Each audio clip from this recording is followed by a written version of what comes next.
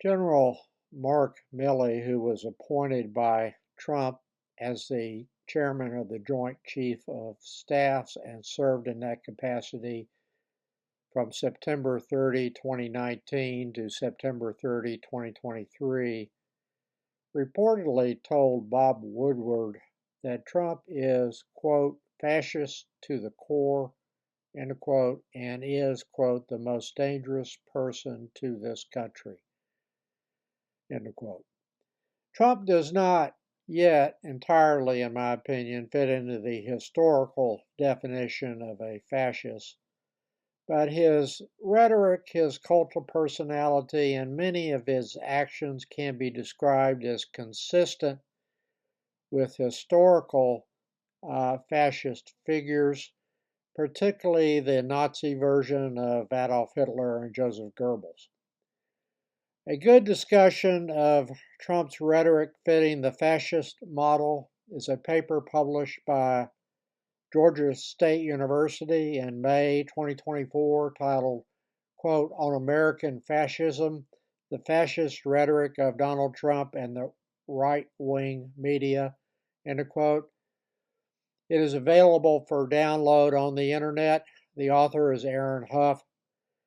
Historians familiar with the rhetoric of Hitler and Joseph Goebbels have no difficulty in identifying similarities with the now daily rantings of the unquestioned leader of the Republican Party.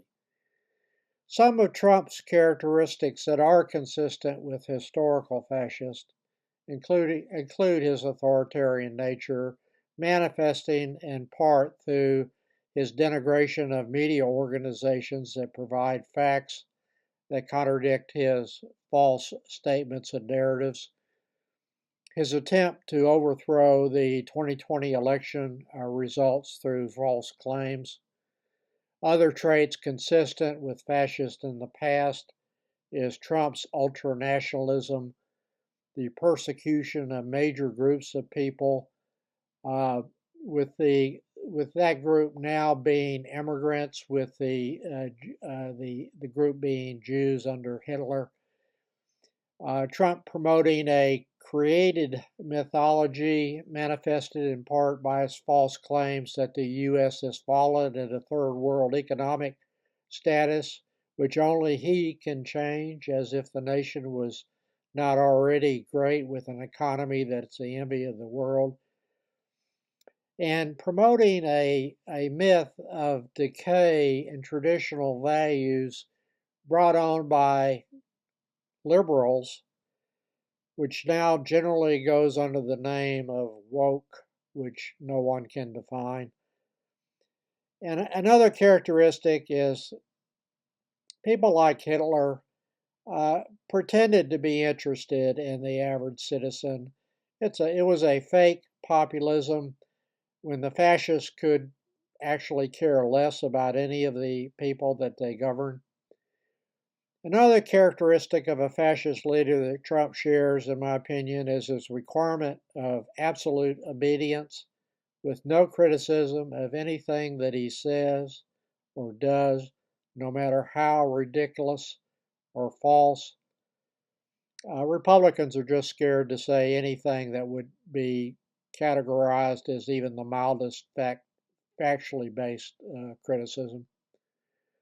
The divergences in Trump's actions from fascist leaders, at least so far, include the earlier leaders using the military to invade other countries and promoting the absolute primacy of the state over individual freedoms.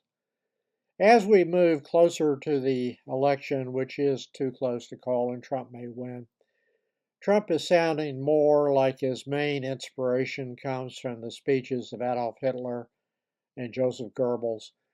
And those men share many similarities in their demagoguery and their hate-filled, fact-free speeches. Trump has repeatedly used phrases that gained prominence with Hitler and Joseph Goebbels, including referring to human beings as vermin and as poisoning the blood of the people. His rhetoric about immigration has become even darker as the election nears. He realizes this is his main issue that may win him the election this year.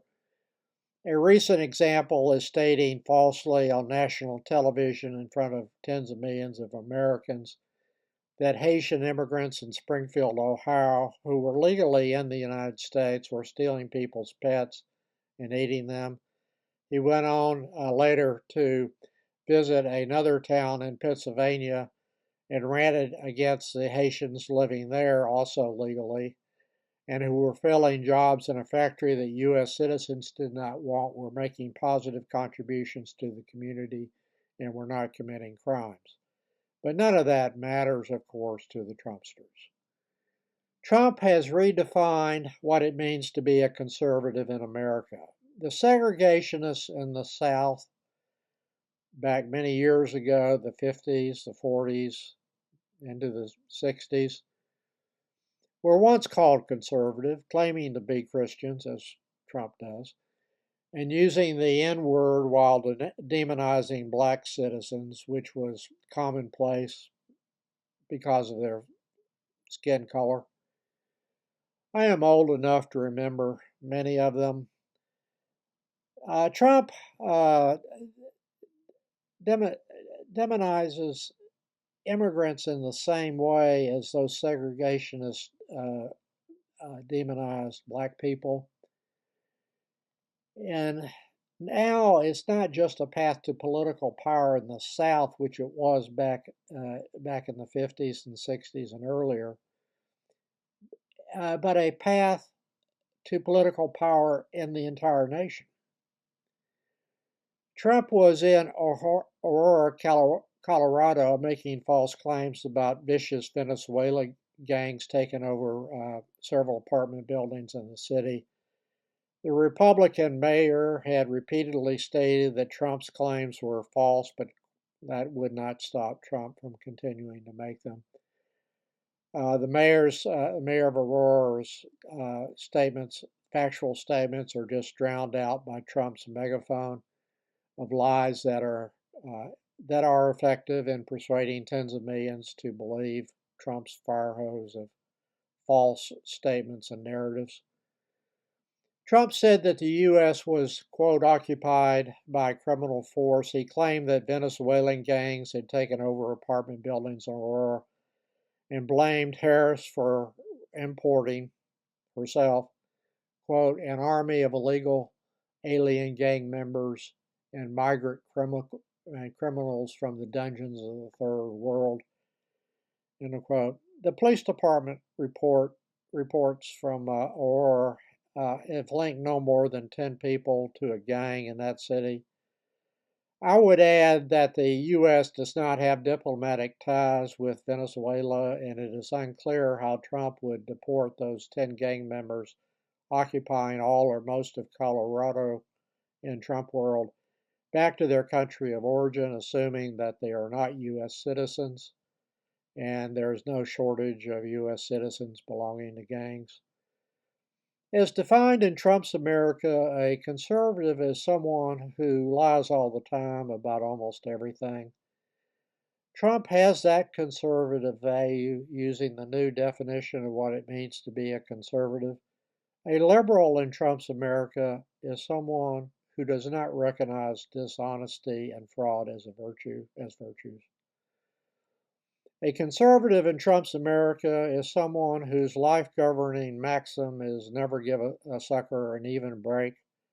A person who will milk for whatever they can get out of people selling overpriced merchandise, including hawking Bibles, $500 Garish sneakers, $100,000 watches, and selling books that are shameless in self-promotion that he invented.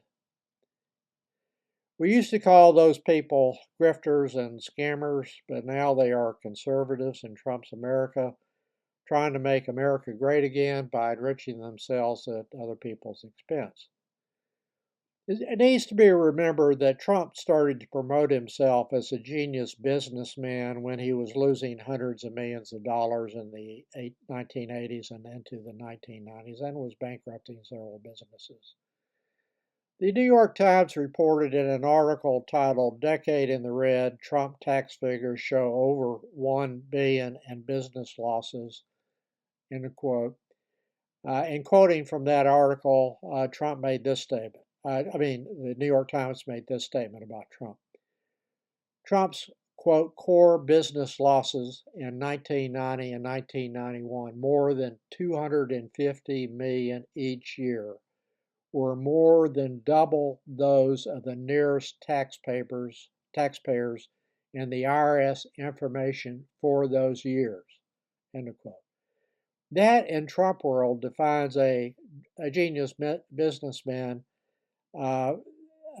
who is making those claims about being such when he's losing hundreds of millions of dollars. Since Trump is what Republicans, or many of them, call a conservative, and many believe him to be a messiah appointed by God, shameless self-promotion that is fraudulent at its core is now what I would call a bedrock among people, self-described conservatives in America, who call themselves Republicans. Those who do not believe that a true conservative can do what Trump has repeatedly done and said throughout his adult life are now defined as liberals. So America is in a dark place with 75 to 85 million adults likely to re-elect a president who is a psychopathic demagogue with strong authoritarian tendencies, who is incapable of telling the truth, and who routinely uses false and misleading statements and narratives to manipulate the uninformed, primarily for his own benefit. That result is something that I would not have thought possible in the U.S. since there is ready access to accurate information. I can see how it happens in Russia. But after decades of Republicans denigrating accurate news sources as fake news and enemies of the people, in what the Nazis called Lügenpresse, it is also plain that far too many voters cannot be influenced to any degree now whatsoever by accurate information. It is just a total waste of time to even try. I've cited some references for what I've said in this video in the more section below.